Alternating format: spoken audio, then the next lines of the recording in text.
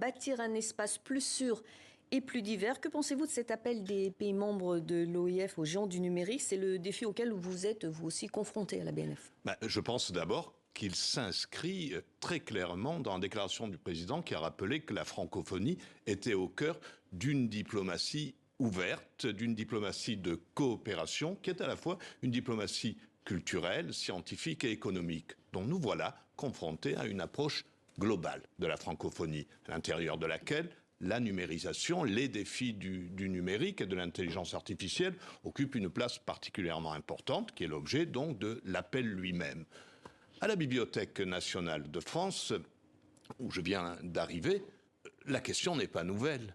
Ça fait longtemps que notre grand établissement affronte cette question de la numérisation et en fait même, de façon générale, un atout positif. On a commencé en 1997 à numériser les collections patrimoniales avec Gallica. À partir de 2007, on a intensifié cela et en 2015, de façon presque spectaculaire, on arrive à près de 10 millions de documents sur les 40 millions de documents de la Bibliothèque nationale de France, qui est la troisième ou la deuxième ou la troisième bibliothèque du monde, 10 millions de documents qui sont numérisés dans Gallica, dont une grande partie de la presse. Donc nous savons très clairement que numériser est une façon de participer à la démocratisation des contenus, mais aussi à leur certification et à leur usage par la recherche. Et pour cela, vous avez une équipe dédiée qui permet de gérer l'archivage des nouveaux médias? Oui, on a une équipe dédiée depuis longtemps. La Bibliothèque nationale de France, je peux le dire très simplement, a été pionnière dans ce domaine. Déjà dans le domaine de l'archivage du web, de tout ce qui était sur le web depuis longtemps. Bientôt le dépôt légal numérique. Donc nous sommes véritablement, là pour le coup, nos équipes sont au cœur de ce processus. Ce processus, il est quantitatif. Je l'ai dit, puisque 10 millions de documents, c'est important, c'est la bibliothèque. La Bibliothèque nationale de France a le plus grand corpus francophone au monde. L'effort a d'abord été un effort quantitatif. Mais cette démarche est aussi qualitative.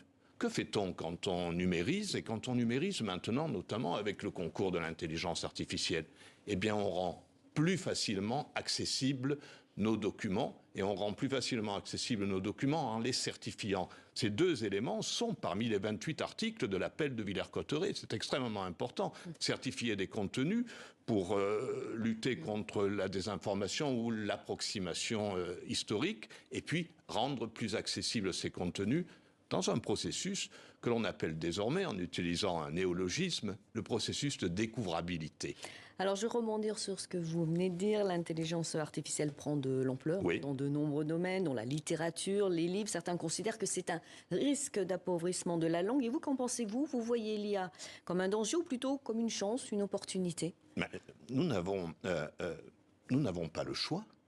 Vous devez vous adapter. Nous devons surtout... Nous devons nous adapter, vous avez raison, mais ça, on a commencé. Nous devons surtout considérer l'IA comme une chance dans le développement du cœur de métier, d'une bibliothèque patrimoniale et d'une bibliothèque vivante.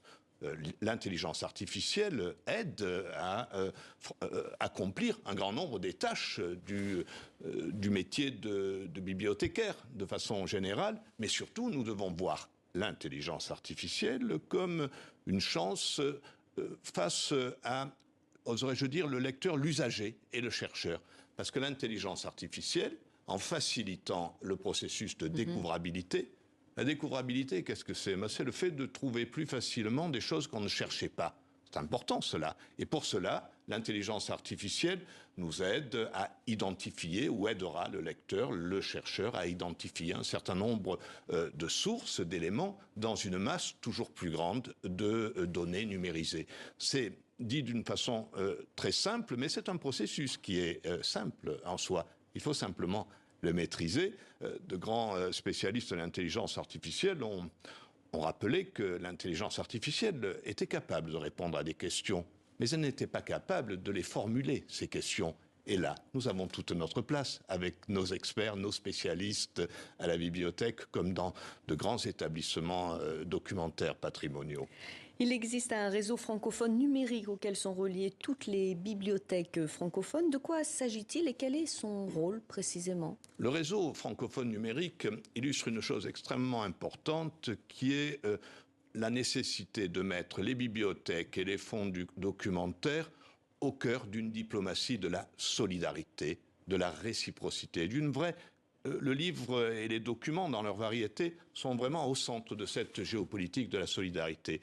Ça veut dire quoi? Cela veut dire que un très grand nombre de bibliothèques nationales ou d'archives de pays francophones sur tous les continents du monde, représentés d'ailleurs au sommet de Villers-Cotterêts, se sont associés en 2006 et en 2007 et ont permis de travailler ensemble sur la mise en place de plateformes communes, la bibliothèque francophone numérique notamment, pour faciliter la numérisation de sources, l'échange de sources et pour affronter ensemble des défis importants que vous rappeliez, comme celui de l'intelligence artificielle. On a un défi extraordinaire qui est d'entraîner l'intelligence artificielle générative en français. Merci.